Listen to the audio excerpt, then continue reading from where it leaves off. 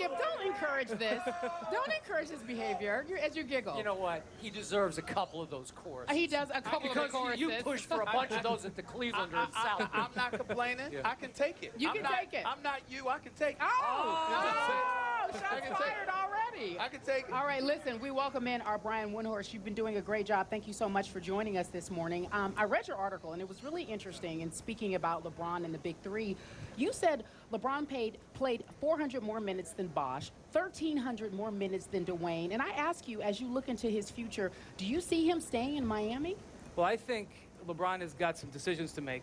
But the biggest thing, I think, is that he's got to find another viable option. There may not be another viable option. The Heat may be his best choice. What I think he wants is what Tim Duncan has and Manu Ginobili and Tony Parker, which is a good supporting cast and an opportunity to extend his championship window. And you do that by reducing your minutes. I think LeBron really felt the stress load this year. Dwayne Wade missing 28 games. It wasn't that Dwayne Wade missed 28 games. It was that they had nobody to play really at that position when Dwayne Wade missed all those games. And so during the course of the year, LeBron was really taxed more than he wanted to be. And as he looks into the future, the Heat have got to find a way to take some of the strain off him over the course of the season. And so they're going to have to spend some money. They're going to have to make some moves. And that's the plan that that LeBron's going to want to hear before he has 2 weeks from yesterday to decide on his opt-out clause.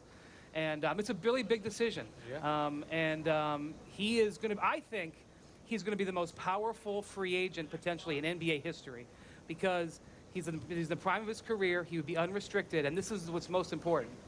He doesn't care as much about money. He's making all this money off the court.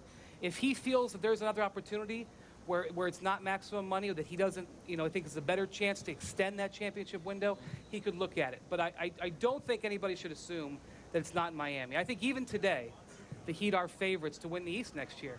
That's more of a commentary on the East than it is on the Heat. But they're still in a good position, but they definitely have to turn over that roster. The Spurs were obviously the better team. Well, first of all, I think that depends.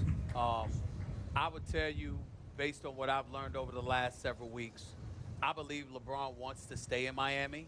I don't believe he wants to be perceived as a mercenary. I believe the only place that would be safe for him to go without a bevy of criticism is going back to Cleveland if he were to leave Miami. But at the same time, this year was incredibly taxing on him. And to me, the man that's on the clock is Pat Riley because you've got to wield your magic. You're going to have to convince dudes to take pay cuts, meaning Dwayne Wade. You're going to have to make sure, whether it's surgery or anything else, that you get that knee right. You're going to have to sit there and hope that Chris Bosh opts out and either will take less or leave. Because let me tell you something. You can talk about Miami being the favorites all you want to. Hypothetically speaking, and it's strictly a hypothetical. I'm sorry. What if Carmelo Anthony leaves New York and doesn't come to Miami, but decides to go to Chicago and Derrick Rose is healthy? I'm sorry. Miami is not the favorite then. Miami's not the favorite. I can promise you that. I don't know. They might be the odds makers' favorite. Might not be your favorite. No, what I'm saying is that when you look at the health of Dwayne Wade and the team being as old as it is, if they all elected to opt in, then it strips your ability to do anything, in terms of maneuvering cap space for yourself to go out and get different players. So as a result of that, you'd have to come back essentially standing pat. And this team, as presently constructed, would not be the team with Carmelo and Derrick Rose and those guys in Chicago. Here's the problem, Stephen A. This free agent class is not great. I mean, after Carmelo, if you're Dwayne Wade and I'm Pat Riley and I'm coming to you and I'm saying, all right, you're taking a pay cut. Okay, I'll take a pay cut for Carmelo. Then who? I mean, Dwayne Wade is not taking a pay cut so they can afford Trevor Ariza. Well, no, I understand that. But what I'm saying to you is this. Carmelo would come to Miami if Miami had the money to bring him to play with LeBron because he wants to play with LeBron. All I'm saying to you is that if you're talking about Carmelo and LeBron, because Carmelo, you got to understand something about Carmelo, and this is what people don't realize. Carmelo's a big, strong dude. People underestimate that. They see him slaying people with those jump shots and quick dribble. Carmelo is 6'8", 240, and strong. And oh, by the way, the kind of injuries he's had is nothing compared to what a Dwayne Wade has. Carmelo has the kind of game that you can look at and say, well, he can do that for the next 3 or 4 years. And that's the difference. And he can get LeBron's minutes down. That's right.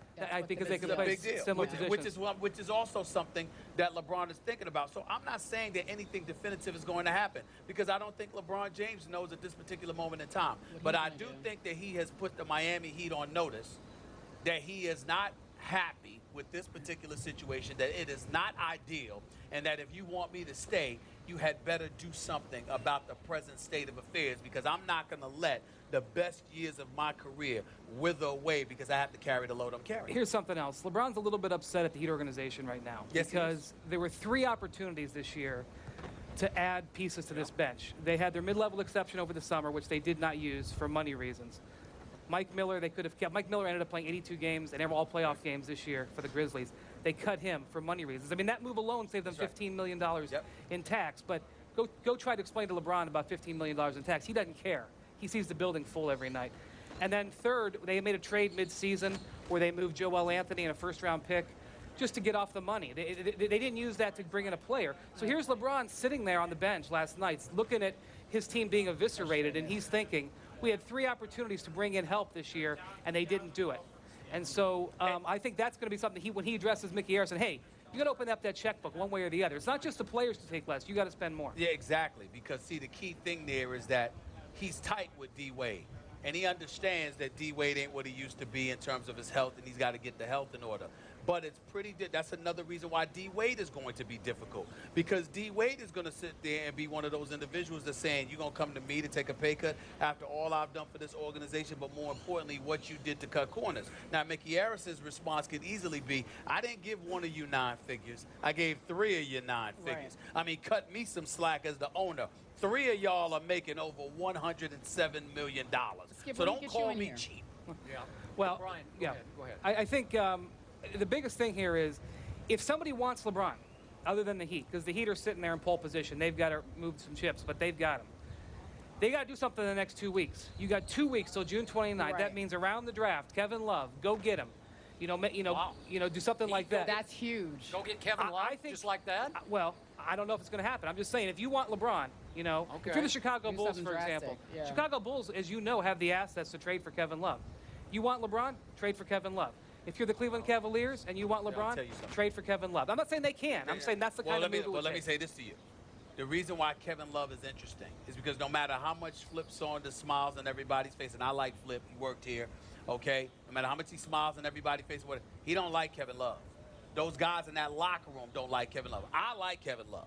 But those guys in that locker room says he's quick to point fingers. He's quick to point the finger of blame in somebody else's direction and not accept accountability. So the reason why that makes it very, very interesting is because even though I don't know if they'll do it, because of the money that Chris Bosh is making, he's got the opt-out or whatever, because he can opt in or he can opt out. A lot of it would depend on Chris Bosh. But could I see Minnesota possibly doing a deal like that just to get rid of Kevin Love? You never know, because they're not happy with him. Also, whoever might hire Mark Jackson, LeBron is very happy with Eric Spoelstra. I want to make that clear. Yes. But if there's a coaching free agent that LeBron would like to play for, it's Mark Jackson. Yep. So if you see Mark Jackson get hired somewhere, there might be something else going on. Didn't you suggest that LeBron is blaming Spoelstra for playing too many minutes? Because to me, from a distance, it looks like LeBron just plays when LeBron wants to play. So shouldn't he blame himself for playing too many minutes? Well, that's sort of a dichotomy that LeBron has. You're right, Skip. Sometimes he says, hey, I'm really tired right now, but then try to pull him out of the game in the third quarter. And he won't come out. No, I agree. It's definitely, but you know what? He's not deciding in free agency in the third quarter of a game in February. He's deciding free agency now, and now he's tired, so that's going to be important. Give us your insight into Dwayne Wade. I'm a big fan of Dwayne's. I thought he was really good against Indiana in the previous round in the Eastern Conference Finals. I saw flashes of flash in games 1 and 2 here in San Antonio in the finals. And then I'm not sure what happened to Dwayne. He got off to a nice start last night, then he fades, just as he faded in games 3 and 4, obviously, in Miami. What's your view of what happened to Dwayne in 3, 4, and 5? Okay, I'm not a doctor. I've spent some time talking to Tim Grover, who's the best in the business, Dwayne's trainer. But from what I can tell, my experience with him the last 4 years, Dwayne's knees are never getting better. You know, it's an arthritic condition. He doesn't have cartilage in the one knee, and Dwayne gets worn down. And what really Dwayne needs to do is he needs to play 3 weeks and take 2 weeks off. And now when you're in the playoffs, I mean, I've seen it over and over. You know, I'm telling you, if you went and got Dwayne Wade in 2 weeks from now, he'd look fantastic. And it just 4 rounds wears him out. Yeah. That's another reason why you need more on this roster to just ease the load. You frankly, you can't count on Dwayne Wade to be there for 4 playoff rounds anymore. Dwayne Wade's got a place a call to Kobe Bryant and find out who that surgeon is in Germany if he hasn't already. Yeah, I'm not sure it's going to matter. Exactly, and I'm not sure it's going to matter either. But I'm just talking about you've got to try everything. And I'm glad you brought up the point about Mark Jackson, because with all due respect, that just reminds me of how stupid Cleveland is. And here's why. Because LeBron would love to play for Mark Jackson. Again, that's no knock against Eric Spoelstra, who he likes. But he's got, from what I hear, he's got a lot of love for Mark Jackson. You're the Cleveland Cavaliers, okay? You've got a top pick. You've got Kyrie Irving. You've got Deion Waiters and those boys. Some people would argue that the roster that they have right now, no matter how much they struggled, is better than the one LeBron took to the finals. And somehow, some way, at the beginning of last season, I told y'all, Miami was on the list, Cleveland was on the list. If you know this, you would think that they would do everything they could to position themselves, but instead they drafted Anthony Bennett, whose game we're still looking for, okay? And then you lose Mike Brown, you fire him, you fire the GM, you got a new young GM, you don't know what you're doing as the owner. I mean, this is the kind of idiocy that should be called out. And because if you got a shot to get a LeBron James, again, you've got to maximize that opportunity even if you don't pull it off, in my opinion. Well, the Cavs, you know, really are the Cavs much less talented than, say, the Washington Wizards? No. I mean, you know, you go player by player, it's comparable. The Wizards got to the second round. Had the Cavs gotten to the second round this year, now they wouldn't have the #1 pick. But if the Cavs had gotten to the second round this year, they'd at least have something to sell to him. That's right. Stephen, I can't let you get away with saying this one more time. It's not like this was the Cleveland Heat. The Heat are still favored to win it all next year, and they came into this finals as an even Steven pick with the Spurs. Because you're interpreting it as I'm talking about their game. I'm talking about their health and their age. That's what I'm talking about. Well Vegas is saying they're going to be pretty good next year. Vegas is saying that the East is pathetic, so the Heat will come out of it. That's what they're saying. Don't confuse what Vegas is saying. Now, when it comes to San Antonio, you're looking at the West and saying, look at this conference. They're elite, and the Spurs are the elite team in the elite conference. In the case of the Miami Heat, one would argue they're here by default because the East was that putrid. Okay, but as is, the Heat are favored to win the NBA championship next year. Yeah, they are. 5-2. As it, not the Eastern I'll tell you what, Conference. though. I'll tell you what, though. If I'm the Heat, I don't see the Spurs going anywhere. I'm worried about trying to beat them next year. Well, did you hear that? All right, Brian. That's actually our next topic. Thanks for that segue. When we come back, is there a 6th title in the near future for the Spurs? We talk about